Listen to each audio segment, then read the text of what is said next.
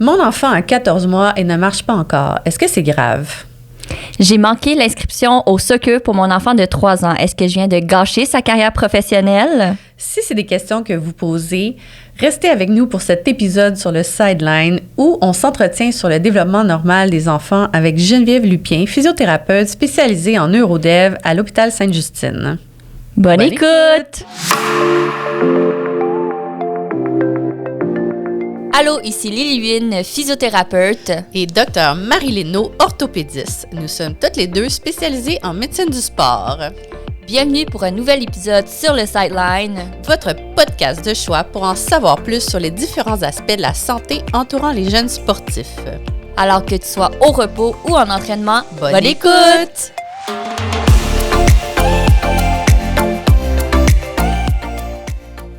Alors bonjour Geneviève. Bonjour. Comment ça va aujourd'hui? Ça va super bien, vous autres? Ça va super bien. On est vraiment contente de te recevoir aujourd'hui pour un sujet qu'on trouve qui est primordial dans la pratique d'activité physique et sportive. Mais avant de commencer, est-ce que tu peux nous décrire un petit peu ton parcours et te présenter? Fait que la scène est à toi. Bien sûr, je peux faire ça.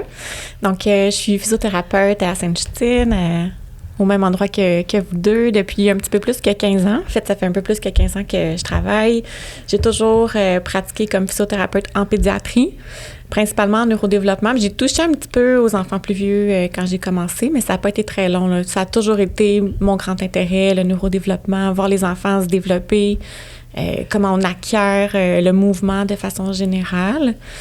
Sinon, je suis maman de 2 enfants. C'est très important. Oui, c'est très important pour mettre en pratique les connaissances de travail. Oui, puis ça montre à quel point je tenais à venir ici parce que c'est pas évident, conjuguer la carrière, les enfants, mais en même temps, ça a vraiment comme amené un autre œil sur ma façon de pratiquer, d'avoir la chance de voir de petits humains se développer, vraiment de la petite enfance. Puis là, je les accompagne, ils sont rendus à 10 et 11 ans. Donc, je suis contente aussi là, de pouvoir parler là, de l'enfant qui vieillit puis qui fait du sport. C'est ça. Fait que tes enfants sont plus vieux, mais toi, tu travailles avec une clientèle quand même assez jeune. C'est ça.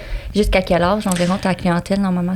Principalement, moi, je travaille avec les enfants de 0 à 18 mois, mais je vais jusqu'à 5 ans, parfois un petit peu plus, là, si c'est nécessaire. Puis le physio en neurodev, qu'est-ce que ça veut dire, neurodev?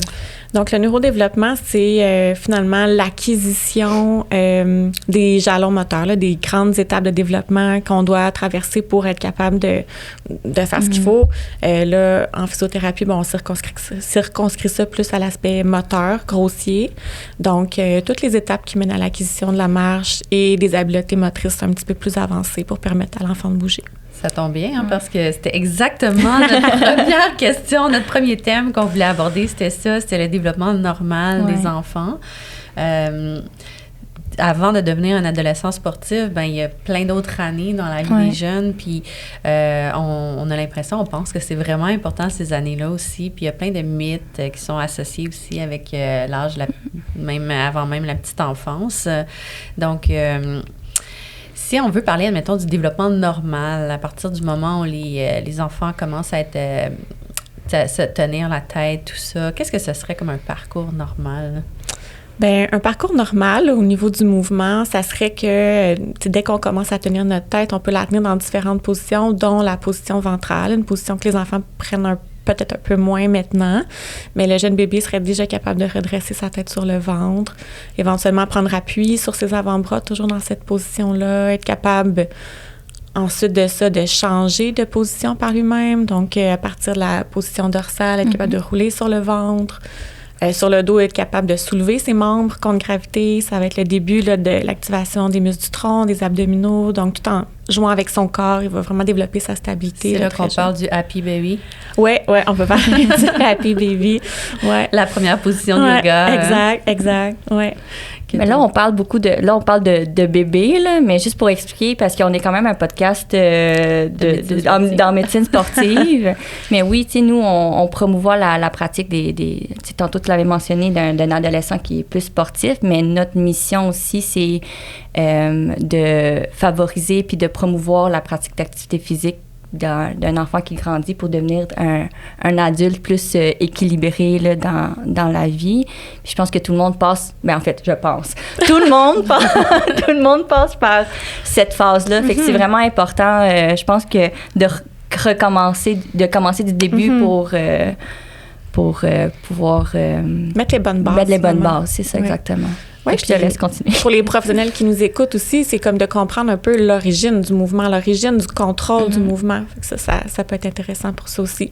Ben après, être capable de changer de position, dos au ventre, l'enfant va comme travailler un peu plus contre la gravité, va être capable de se tenir assis, éventuellement de se déplacer sur le ventre pour transitionner vers la position 4 pattes, qui, comme on le disait, est une position quand même importante pour aller développer toute la stabilité que l'enfant va avoir besoin au cours de sa vie. Là, dès qu'on a les mains en appui au sol, ben, sûrement des exercices que tu recommandes de toute façon à tes plus vieux, des fois à 4 pattes, là, Superman, ce genre de choses. Donc, c'est extrêmement énergivore, cette position-là aussi. Fait que c'est du gros renforcement moteur. Mais c'est ça.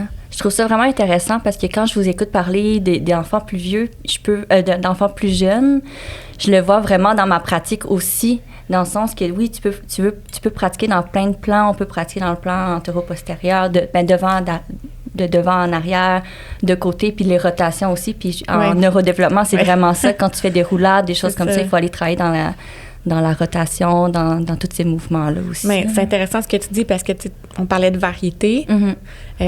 Pour que ce soit simple, plus tard, le mouvement, il faut qu'il soit vraiment varié. Il faut maîtriser tous les plans de mouvement. Puis il y a une certaine comme logique dans l'acquisition de tout ça. Au début, comme tu dis, on travaille dans le plan antéro-postérieur. Quand on maîtrise ça, on va dans le plan latéral. Ensuite, dans les rotations. Fait que c'est ça qu'un enfant qui se développe typiquement va faire à travers éventuellement la marche à 4 pattes, se lever debout, puis éventuellement la marche qui est comme une tonne de rotation finalement. Oui, c'est ça. Puis là, tu parles beaucoup de la marche, puis souvent, c'est...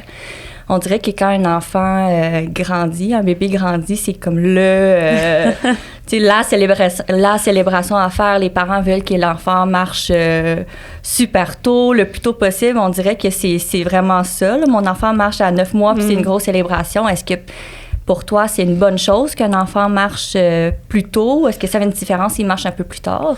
Bien, pas nécessairement. C'est vraiment une question de qualité de mouvement. Si on veut un neurodéveloppement, une motricité grossière là, qui est saine, qui est normale, tout va se jouer dans la qualité de l'alignement et la qualité des mouvements. Fait qu'à 0-6 mois, un bébé, c'est assez textbook. Là. Ça va se développer à des étapes assez similaires. Passé 6 mois, il y a un gros apport de l'environnement, le tempérament du bébé. Donc, après, vous me dites aussi, là, souvent, moi, j'ai en tête que ces bébés marchent trop tôt, peut-être au niveau musculo-squelettique, c'est pas l'idéal, au niveau de l'alignement. Autrement, si le bébé bouge bien, on peut dire entre 10 et 16 mois, c'est tout à fait correct. C'est ça. Puis il y a quand même c'est pas 12 mois, il faut marcher. Il y a quand même un laps de temps, je pense une période qui est considérée comme un développement un peu plus typique pour n'importe quelle acquisition. Là. Absolument. C'est sûr qu'en moyenne, on va marcher à 12 mois, mais on voit des bébés qui marchent plus tôt, puis des bébés qui marchent plus tard, du moment que la qualité de mouvement est là et qu'on voit qu'il y a un développement sain par ailleurs, il n'y a pas de presse. Il y a beaucoup plus de désavantages à venir forcer ces étapes-là qu'est-ce que ce serait les choses à ne pas faire, justement, comme Lily disait, là, c'est comme on dirait la course à quel bébé va marcher avant l'autre. Là. C'est la course de bien des affaires entre parents. Oui, mais ça, dans les petits, c'est vraiment important, on dirait. Puis, qu'est-ce qui serait néfaste comme de faire avec les petits? C'est les faire marcher quand ils ne sont pas prêts. Un bébé n'a pas besoin d'être tenu aux mains pour apprendre à marcher. Faut se rappeler que quand on fait ça avec notre bébé, on fait ça pour soi. On fait ça peut-être pour son plaisir, mais on fait pas ça pour son développement. Le bébé n'a pas besoin d'être mis debout tant qu'il se lève pas debout par lui-même. Puis de ce que j'observe dans ma pratique, le bébé a beaucoup plus avantage à se déplacer par lui-même, donc marcher le long des meubles. Ça, c'est la première étape. C'est important de développer, comme on parlait de plan. Il faut vraiment que les muscles au niveau du bassin soient bien développés pour que quand on marche de face, on soit vraiment prêt. Donc, je préfère quand l'enfant est prêt à marcher de face plutôt qu'on le fasse marcher tenu aux mains, qu'il pousse des choses pour se déplacer. Comme ça, il peut vraiment initier le mouvement par lui-même. Puis même s'il se déplace à 4 pattes encore, puis c'est comme ça sa méthode préférée, ben on l'encourage quand même, puis on force pas. Oui, mais je rappelle aux parents à quel point c'est difficile, cette position-là. Je les fais imaginer, ce serait quoi de suivre leur enfant toute la journée, cette position-là. Puis Je pense que l'enfant, s'il n'est pas prêt à marcher la majorité du temps, ben c'est qu'il faut qu'il reste au sol. Encore là, on parle d'enfants atypiques. Si on a des soucis de développement, c'est différent. De toute façon, par expérience, c'est mieux que l'enfant marche un petit peu plus tard. Oui. C'est plus facile à suivre. La gestion du parent. Absolument. Ça, c'est expérience personnelle. Ouais, absolument. Parce qu'après, on pense que quand il va marcher, ça va être facile. On va l'appeler maintenant, il marche, mais jamais là où on veut qu'il aille. Non, c'est ça. Ouais. Puis est-ce que c'est néfaste quand l'enfant ne passe pas? Tu sais, il y a des enfants qui passent pas par le quatre pattes. Des fois, je pense que tout le monde rampe un peu. Peut-être que je me trompe. Ramper non plus, c'est pas quelque chose que je vais voir chez tous les patients que j'ai. Puis j'ai quand même plusieurs patients qui se développent typiquement parce qu'on a des cliniques où est-ce qu'on fait du dépistage. Fait que j'ai une grande population, une certaine partie de ma clientèle qui va bien. Donc ça, c'est une grande question. C'est vraiment intéressant. De façon générale, les études disent que si on marche pas à quatre pattes, ça se peut qu'on se développe bien quand même. Sauf que ça peut être le signe aussi qu'il y a quelque chose qui va pas. Donc, je pense que ça pourrait quand même être une raison de consultation, qu'on a mal, on a mal aux dents, on va chez le dentiste, notre bébé marche pas à quatre pattes, pourquoi on n'irait pas juste voir si tout va bien? Les enfants qui se développent très bien, qui vont aller comme chercher les bienfaits du quatre pattes autrement plus tard. Il faut faire attention, les déplacements qui sont pas à quatre pattes sont souvent asymétriques. Puis là, vous savez mieux que moi qu'est-ce que ça peut donner comme plus tard. Tu sais, ça donne rien de grave au niveau neurologique, c'est un enfant qui va marcher, courir, sauter, mais tu sais, si c'est déplacé à trois pattes, toujours avec le même petit pied, bien, peut-être plus tard, on va avoir comme mal à un certain endroit plus rapidement, peut-être qu'on va manquer de mobilité plus tôt. Puis ça, est-ce que c'est le genre de choses, justement, qui nécessiterait comme... des traitements pour encourager l'enfant à marcher à quatre pattes. Tu sais, mettons, il marche, tu sais, des enfants qui avancent sur les fesses, par exemple, ou... Mais il y a plusieurs façons de ne pas se déplacer à quatre pattes. On peut se déplacer sur les fesses, on peut se déplacer en se traînant avec un pied. Donc, il y a toutes sortes de variantes. Il faut voir qu'est-ce que l'enfant ne fait pas quand il évite le quatre pattes, puis essayer de voir s'il fait ces autres composantes-là de mouvement ailleurs, dans d'autres, quand il y en a l'occasion dans d'autres transitions, d'autres types de déplacements. Puis c'est à partir de là qu'on va décider est-ce que c'est un enfant qui a besoin de traitement ou pas. Puis c'est sûr, les physios, on regarde l'enfant dans sa globalité. Donc, c'est souvent là que je vais identifier d'autres difficultés. Est-ce que j'ai un manque de force au tronc, la ceinture scapulaire, la ceinture pelvienne? Mais parfois, comme on se disait, parfois, il n'y a rien. C'est juste... Je pense pas qu'il faut forcer tous les enfants à marcher à quatre pattes nécessairement, mais il faut garder en tête que c'est une étape qui devrait faire partie du développement. C'est ça. C'est ça, parce que je trouve que c'est une étape quand même assez importante, parce qu'on parle toujours d'être stable avant de pouvoir aller bouger. Puis, tu sais, le quatre pattes, ça stabilise beaucoup au niveau, tu sais, ceinture pelvienne, fait que les hanches, les épaules, avant de pouvoir aller bouger les membres. Là.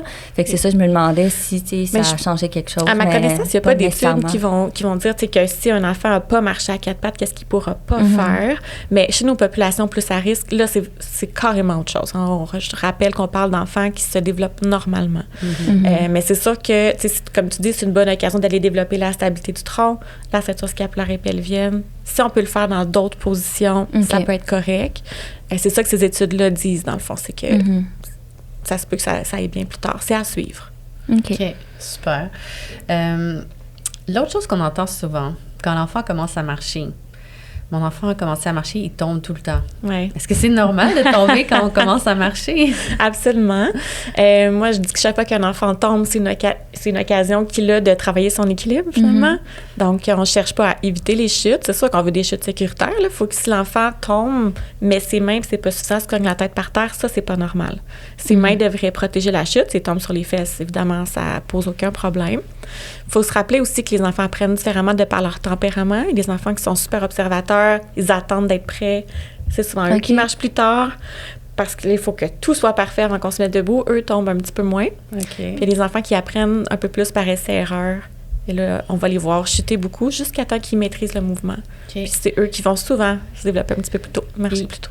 Est-ce qu'il y a de la littérature qui dit que plus que l'enfant a marché tôt, plus que de chances d'être un athlète super sportif de haut niveau? Pas à ma connaissance. OK, Puis- donc ça, c'est clair. Question réglée. Même si on marche à 16 ans, on peut aller aux Olympiques. À 16 ans. J'espère que tu vas marcher à 16 mois.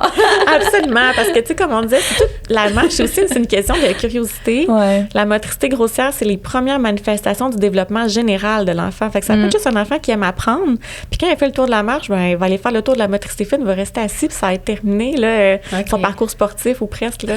Fait qu'il faut... Non, je connais des enfants... Tu sais, d'amis, de collègues qui ont marché ça vers 15 mois, 16 mois, puis c'est des enfants super sportifs aujourd'hui, alors que tu as des enfants qui ont marché plus en moyenne à 12 mois, mais avec des petites compensations. Finalement, c'est pas eux les athlètes, là. OK. Fait que dans le fond, là, je pense qu'il faut pas écouter ce podcast-là puis se dire « Ah, mon enfant fait pas de 4 pattes, je vais aller tout de suite voir le médecin ». C'est pas ça la conclusion. La conclusion, il faut voir une évolution. Oui. Il faut qu'il y ait une certaine progression de la motricité. C'est ça. Puis tant qu'il y en a une, puis que tout a l'air assez symétrique, puis qu'on est en dedans de 16 mois, on s'inquiète pas. C'est ça. OK. OK. Bonne conclusion.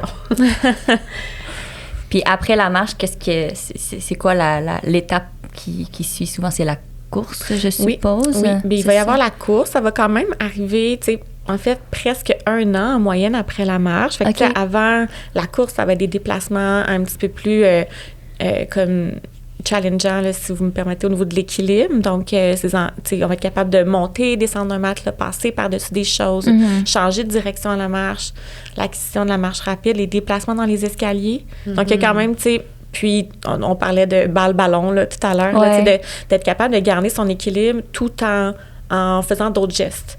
Ça, c'est un bon signe au niveau de notre contrôle postural aussi. Fait que l'enfant va aller développer tout ça avant d'aller développer la course. La course, en moyenne, autour de 2 ans, on va commencer à avoir une phase d'envol là, en moyenne, toujours. Comme une vraie... une phase des phases à la course. Oui, c'est ça. Un moment où est-ce que les 2 pieds quittent le sol. Ouais. C'est ça, la définition de la course, finalement. Là. Fait qu'évidemment, ça va être un patron très immature.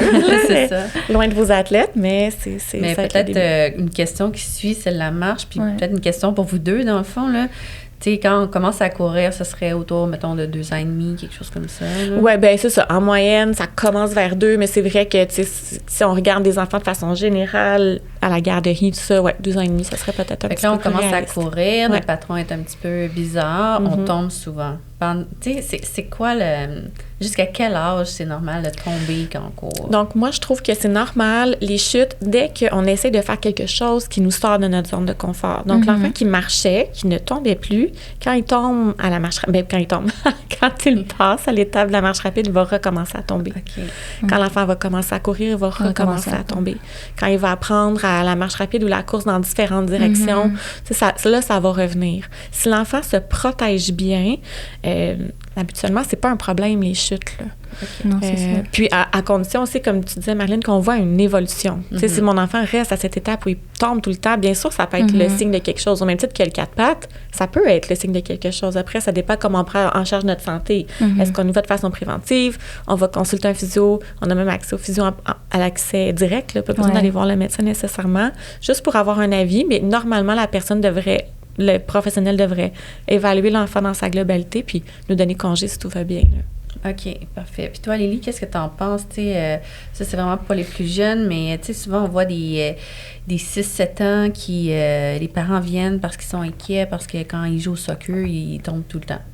Bien, c'est sûr que le développement est un peu différent à tout le monde, mais souvent, les parents, quand ils sont inquiets, les enfants, ils sont un petit peu plus jeunes que ça. Tu sais, mettons du 3, 4, 5 ans, mais ça, tu sais, tu t'as parlé d'un développement neuromoteur, mais il y a un développement musculo-squelettique aussi à aller avoir. C'est-à-dire que l'alignement au niveau des jambes change, puis c'est normal pour un enfant de changer. Quand un enfant naît, il naît avec une position un peu plus en varus, parce que dans la position dans le ventre, il y a comme une espèce de rétraction au niveau des bandelettes. C'est comme les jambes cowboy là, vers l'extérieur. Quand il commence à marcher, ben avec la gravité, ça commence à se normaliser en un alignement un petit peu plus neutre. Puis par la suite, ben, on va voir le valgus, fait que les genoux qui se collent. Fait que le valgus, va être très, très, très prononcée à 3, 4, 5 ans. Puis après ça va recommencer à se normaliser. Mais quand l'enfant marche, après ça, il commence à courir avec un aliment en valgus, il tombe. Avec des bottes d'hiver, il tombe encore plus, c'est plus lourd. Les parents sont super inquiets, mais dans le fond, il passe vraiment par des phases normales de sa vie. Puis comme Geneviève dit, s'il n'y a pas d'autres signes d'alarme.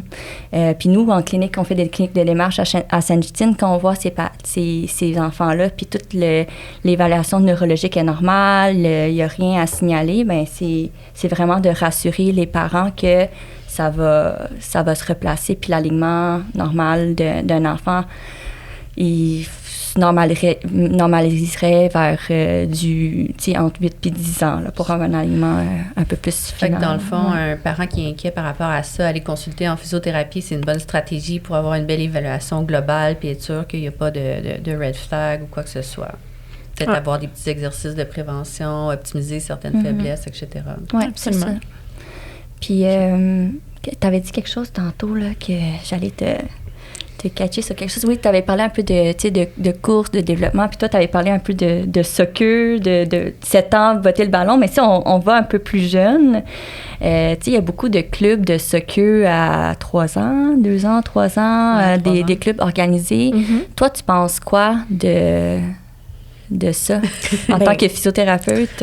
Je suis pas contre. Comme maman, c'est ça que j'ai fait. Là, j'ai inscrit mes enfants là, dès que c'était possible. Parce que c'est une belle activité à l'extérieur. C'est une activité qui est accessible, qui est peu coûteuse. Il faut juste se rappeler qu'à cet âge-là, les enfants, ce qu'ils ont besoin au niveau de l'activité physique, c'est du jeu libre actif. Donc, quand ils peuvent eux-mêmes diriger le jeu, quand ils sont dans un espace qui permet de la variété. Quand on est dans une activité qui est dirigée, il y a des consignes, il y a des façons de faire. C'est vrai que peut-être même physiologiquement, ils ne sont pas tout à fait sont pas tout à fait prêts à faire tout ce qu'un cours de soccer va demander.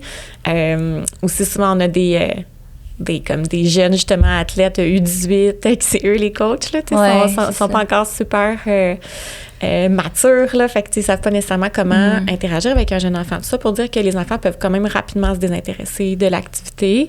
C'est important vraiment de suivre l'enfant parce que là, si on inscrit notre enfant au soccer qui était assez à accueillir des pissenlits, est-ce qu'il a vraiment bougé? Pas nécessairement. Fait que on dit jamais, on dit jamais toujours, mais c'est pas nécessairement l'activité que l'enfant a le plus besoin à cet âge-là. Puis à quel âge un enfant, il serait prêt à botter un ballon? Tu sais, à 2 ans, il commence à courir. Absolument. Tu sais, il y a un développement avant de pouvoir se tenir en équilibre assez longtemps pour kicker un ballon de façon statique et de jouer au soccer. Absolument. Ben, tu sais, vers 18 mois, l'enfant va marcher dans le ballon, soulever son pied vers le ballon. Fait qu'on commence à avoir une intention.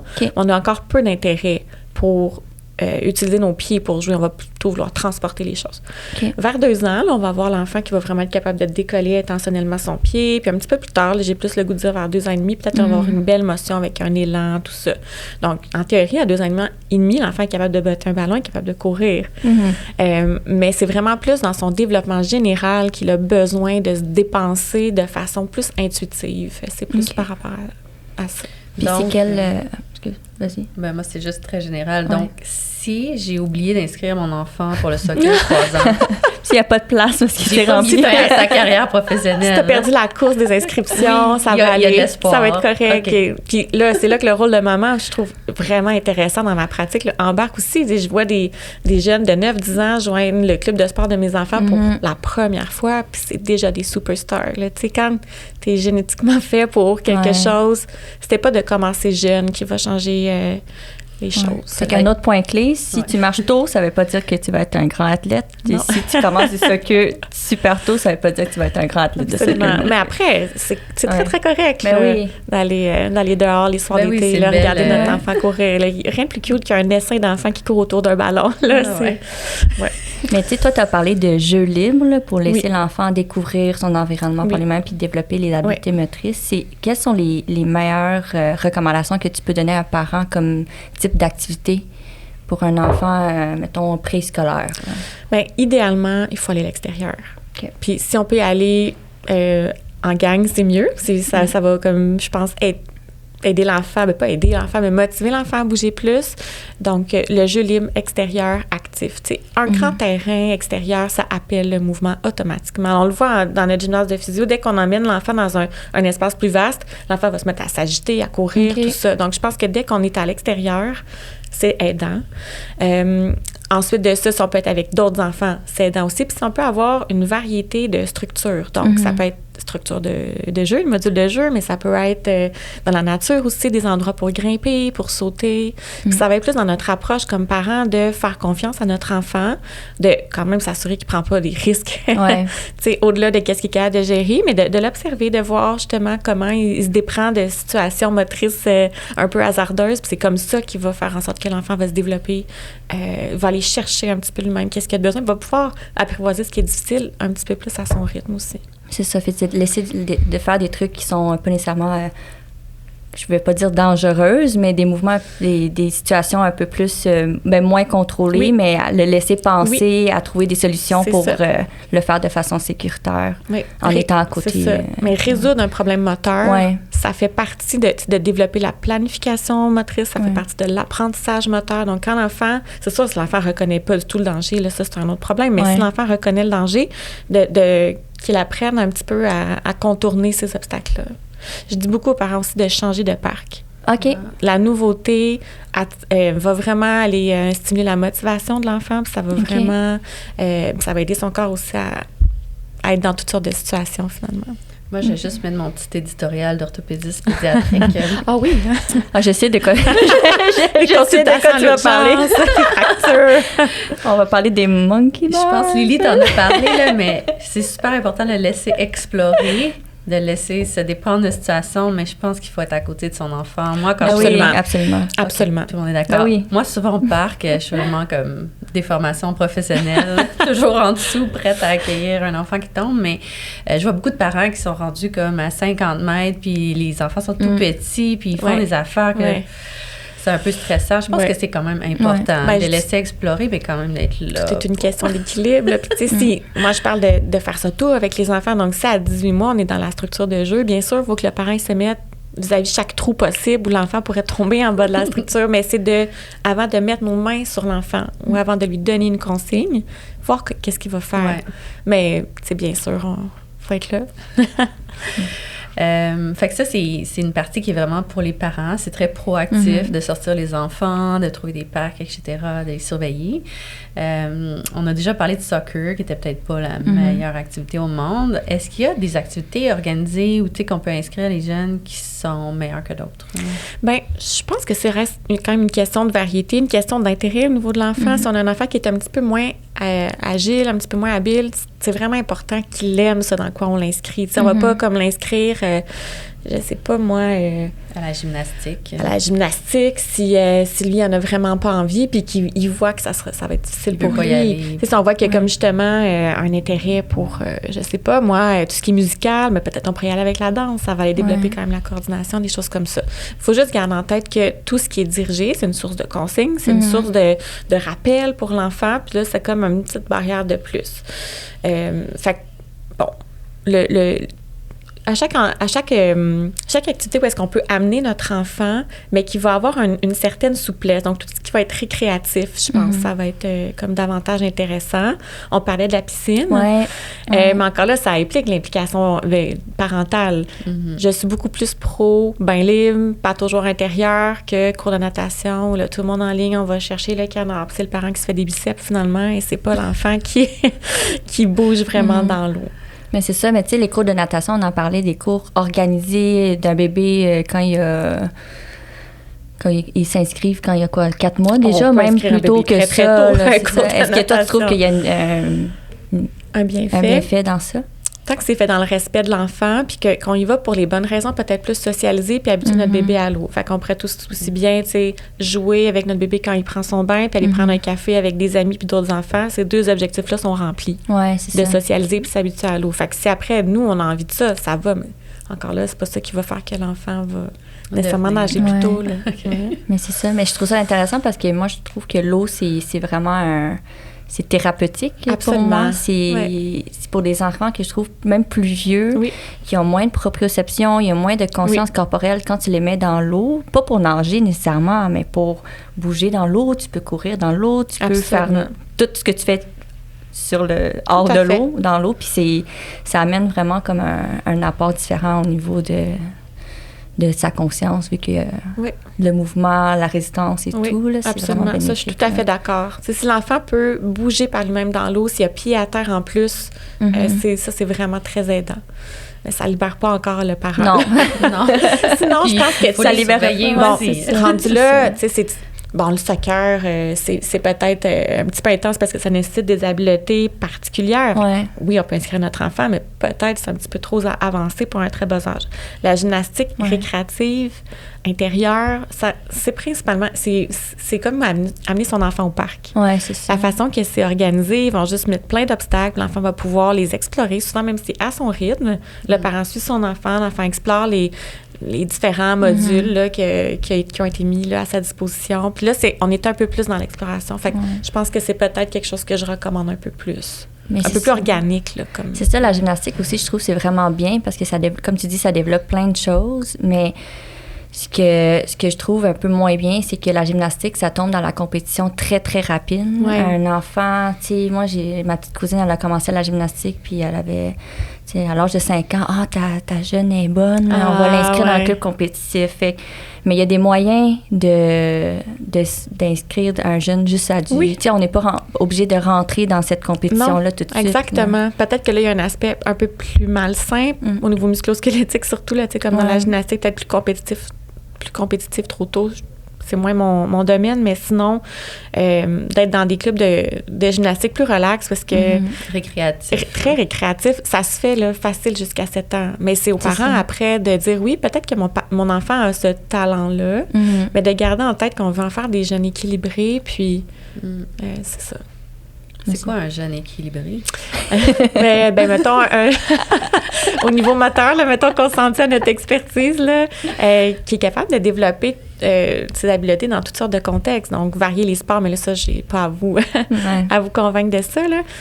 S'il est déjà bon là-dedans, oui, on peut continuer là-dedans, mais on peut en profiter pour explorer autre chose aussi. OK, fait que faire différents sports, on aime ça. Mais grosso modo, du jeu libre avec ton enfant, avec son... bâtir un peu la motivation, bâtir un peu son indépendance, aller découvrir son environnement, puis beaucoup d'activités à l'extérieur le plus possible. Oui. Puis, il y a des enfants qui aiment aucun sport. Oui. Tu sais, tu t'inscris dans des choses, ben, en général, non. La plupart aiment le parc, là, je dois dire. Mais... Oui, c'est ça. Tu veux dire une activité dirigée? Ouais, tu sais, il y a beaucoup d'enfants, on dirait que... Rien les accroche vraiment. Fait que juste de faire ça, aller au parc, des grands espaces, tout ça, les laisser bouger tout seul, c'est suffisant. Oui, c'est tout à fait suffisant. Mais après, comme famille, des fois, on veut rassembler les membres de la famille autour d'une activité. Tu sais, si ça marche pas dans un contexte plus dirigé, bien, aller faire une randonnée en famille, c'est assurément très bien, là, suffisant même. Oui. Aller tout le monde à la plage, aller tout le monde c'est à bon, la piscine. marcher sur le sol. Absolument. Ouais. Mais la randonnée, c'est super bon. Là. En fait, il va travailler plein de choses, la proprio, la force, l'endurance, la patience. Parce que ça prend pas toujours 5 minutes à arriver à destination. Fait que c'est quand même une bonne activité que moi aussi, je recommande à mes plus vieux, là, même. Là. Puis, une autre question par rapport à l'extérieur. Moi, je dis toujours à mes jeunes j'encourage beaucoup le pied nu, surtout pour des exercices d'équilibre, varier les surfaces, etc. Oui. Toi, jeune aussi, c'est la même chose. À tous mes parents, souvent, il m'arrive quand l'enfant est à l'aube de la marche, j'ai acheté cette chaussure-là, est-ce que c'est bien? Oui, c'est ça. La meilleure chaussure, c'est le pied. C'est pas de chaussure, c'est ça. Donc, on met la chaussure, bien, vous l'avez sûrement déjà dit dans vos autres interventions, mais quand on veut protéger le pied, puis encore là, on voit que dans certaines populations, le pied se développe, s'habitue à marcher sur des roches, sur des cailloux, tout ça. Donc, c'est vraiment plus dans notre culture. Mais dès que c'est possible, on dénude les pieds. Puis, mettons, dans un parc où c'est pas toujours sécuritaire d'être pieds nus, est-ce qu'il y a des... Pas nécessairement une chaussure, mais est-ce que tu connais s'il y a des choses qui existent pour protéger le pied ou un bas, mettons? Non, ça... Ben à l'extérieur, c'est sûr que moi, je suis une Montréalaise aussi, fait qu'on peut trouver toutes sortes de choses dans les parcs. Là, je pense que encore là, j'irais avec la sécurité avant. Peut-être dans sa cour. Là, c'est une bonne idée de laisser pieds nus ou sinon à la plage, où est-ce qu'il n'y en a pas le droit de vitre ou... dans la maison. Oui, ou peut-être, ça serait-tu la fin du monde au parc Maisonneuve d'enlever ses chaussures pour aller courir dans le gazon? Certainement pas, là, tu sais. Mais... Donc, quand les jeunes commencent à marcher, là, parce que ça, c'est une question qu'on a tout le temps, là. Est-ce que acheter une petite chaussure blanche en cuir à 200 $, ça va l'aider? Ça va pas l'aider du tout. Idéalement, on convainc la garderie de laisser notre enfant pieds nus ou en chaussettes antidérapantes. C'est rarement le cas que les garderies vont accepter, mais le mieux, c'est comme des petits pantoufles antidérapantes. Oui, bien, on peut avoir juste des chaussettes, des bas, avec des petits trucs. Oui, c'est ça. Sinon, il y a des petits chaussons en cuir qu'on peut porter. Que là, dans le fond, il ne faut pas que ça glisse, parce que là, si ça devient glissant, on a beau être pieds nus, ben on perd un peu les avantages du pied nu parce que ça adhère pas assez au sol. Oui, c'est ça. La chaussure la plus mince possible, qui mime le plus l'effet du sol. Fait que pas besoin d'investir une fortune, encore une fois, pour améliorer la qualité de la marche. Non. Puis là, on parle de pieds nus. Alors, on parle souvent les questions... Bien, en fait, ce qu'on voit beaucoup en clinique, c'est les questionnements par rapport aux pieds plats. Oui. Nous, on a des pieds plats adolescents. Est-ce que toi, t'en vois sûrement dans des parents qui sont inquiets par rapport à ça? Oui. Tu sais, c'est sûr qu'à Sainte-Justine, ça peut pas être une raison de consultation, mais j'ai de mes patients qui sont... Tu sais, les enfants ont ça, parmi d'autres aussi, puis là, les parents vont s'inquiéter de ça. Donc, je pense que c'est un petit peu comme le reste. Est-ce que ça pourrait mériter une petite évaluation juste pour voir? Est-ce qu'on a besoin de renforcement à certains endroits? Est-ce qu'on aurait besoin? Est-ce que c'est le signe d'une hypotonie plus générale? Ou est-ce que là, au niveau neuro, on aurait des choses à faire? Mais si encore là, on n'a que ça, juste un pied plat, je suis un enfant neurotypique et on n'intervient pas. Moi, j'aime bien donner des exercices. Hein? On est là pour ça, les physios. Là, donc, pour aller quand même bien tonifier le pied. Par ailleurs. Puis neurotypique, là, moi, je te comprends bien, mais pour ceux qui nous écoutent, les enfants qui se développent normalement, qui n'ont pas de problèmes neurologiques autres. Fait qu'orthèse, semelle plantaire, si c'est un enfant qui bouge bien, on n'a pas d'indication pour ça. Puis ça, c'est la même chose aussi au niveau orthopédique, dans le sens que ça va aussi dans l'alignement du genou. L'enfant, il va passer par une période de pied plat pour pouvoir se développer, puis que ça va se rectifier au courant de son développement aussi. C'est ça, tu sais, ça, je le vois. Moi, quand les enfants, ils apprennent à marcher, ils ont toutes, là, excusez la référence des années 80, là, mais des gros pieds de pierre à feu, là, des gros pieds de Flintstone. Là, en tout cas, ils ont tous les pieds plats. Puis on peut avoir un bel alignement vers le haut tout en ayant un pied plat aussi. Fait que c'est ça. Puis si on relative tout ça, tu sais, c'est mettons, tu dis s'il y a un changement au niveau de la stabilité, au niveau du contrôle postural, des fois, tu vas recommander? Bien, c'est rare que je recommande des semelles. Des semelles, je pense pas vraiment. C'est très, très rare que je le fais, mais moi, j'ai quand même beaucoup d'enfants qui ont des hypotonies qui sont quand même plus sévères, on parle de retard à la marche. Puis là, des fois, on leur met des orthèses, puis ça change tout. Puis là, je parle plus d'orthèses qui vont jusqu'à la cheville, parfois même un peu plus haut. Mais ça, c'est quand c'est absolument nécessaire, parce que là, l'enfant sent moins bien son pied, doit porter une chaussure plus grosse, plus encombrante, puis perd un peu de mobilité aussi, parce qu'on, tu sais, si on donne la stabilité, comme tu as dit, on peut pas bouger là, quand c'est ça. Fait que c'est vraiment cas par cas. Puis peut-être, je pense que c'est important aussi de bien finaliser ce sujet d'orthèse-là, parce que ça, c'est pas les petits, mais comme pour les plus grands, il y a beaucoup de parents qui nous demandent, on les voit pour d'autres choses, puis ils sont inquiets par rapport au pied plat. Dans le fond, je pense que le mot d'ordre, c'est bien de faire évaluer le pied plat pour être sûr que c'est un pied plat qui est souple, qui n'est pas rigide, secondaire à quelque chose d'autre. Mais une fois que c'est un pied plat et qu'il n'y a pas de symptômes, qu'il n'y a pas de douleur, il n'y a pas d'indication de mettre une orthèse plantaire. Puis la seule indication, c'est si on essaie une orthèse puis ça règle un problème quelconque, l'orthèse peut être utile. C'est ça. Mais l'orthèse, c'est ça, ça peut être utile dans certains cas, mais je dis toujours, si tu as une prescription d'orthèse puis tu en as une maintenant, ça ne veut pas dire que tu vas la garder à vie. Absolument. Il faut s'assurer d'avoir une réévaluation au moins quelques mois ou à chaque année, au moins, pour voir s'il y a encore des besoins dans ça. Souvent, les patients, je vois des petits à 13 ans qui portent des semelles plantaires depuis qu'ils ont 3 ans. Quand tu évalues leur équilibre et tout, puis c'est démontré dans les données probantes que les jeunes qui portent beaucoup d'orthèses, quand ils sont à long terme, ça diminue toute la proprioception, l'équilibre, fait que ça affecte beaucoup au niveau de leur habileté motrice, même plus tard. Là. Fait que super important, ça. ce concept-là. Un pied plat n'égale pas besoin d'orthèse. Hein. Puis même si c'est quelque chose, ça peut être néfaste pour le développement. C'est ça. Puis c'est aussi de se dire, ben jamais je mettrai une orthèse sans renforcer mon pied. Il Ouais, faut pas que ça soit comme... faut pas que ça... béquille, Exactement, c'est ça. Alors, c'était vraiment super intéressant. On a appris plein de choses aujourd'hui. Je pense même qu'on va t'inviter pour la partie 2 pour parler un petit peu plus vieux. Mais si on termine cet épisode-là, qu'est-ce que tu aimerais sur quoi tu aimerais nous laisser là, par rapport à tout ça? Ben peut-être ce que j'aimerais que les gens retiennent, les parents, les enfants, les professionnels, ben c'est de ne pas forcer les choses finalement, là, d'attendre d'être prêt pour passer d'une étape à l'autre. Ça, je pense que ça vaut autant pour le développement, quand on se remet d'une blessure, peu importe.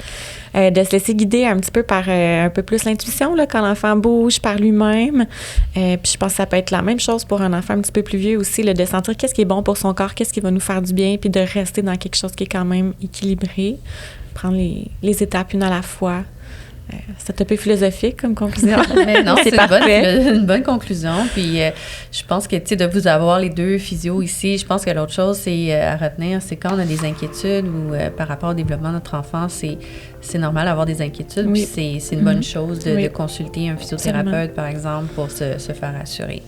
Tout à fait. Puis je pense que ce qui se démarque de notre profession aussi, c'est qu'on peut être là pour évaluer, rassurer et clore le dossier après. On ne va pas traiter les enfants si ce n'est pas nécessaire. Donc, je pense que c'est une raison de plus de ne pas hésiter d'aller consulter. On peut vraiment donner un avis professionnel. Puis des fois, juste ça, c'est suffisant.